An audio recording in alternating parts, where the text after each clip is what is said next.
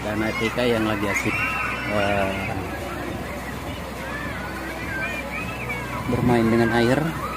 Di sebelah sana kita adakan pelatihan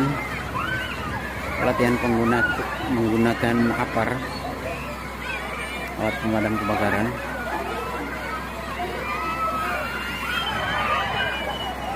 Jadi ini aktivitas hampir setiap hari dilakukan, edukasi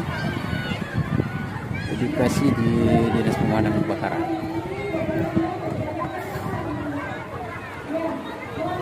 Mulai dari edukasi dini terhadap anak-anak sekolah sampai ke pelatihan lanjutan seperti penggunaan aparat pusaka.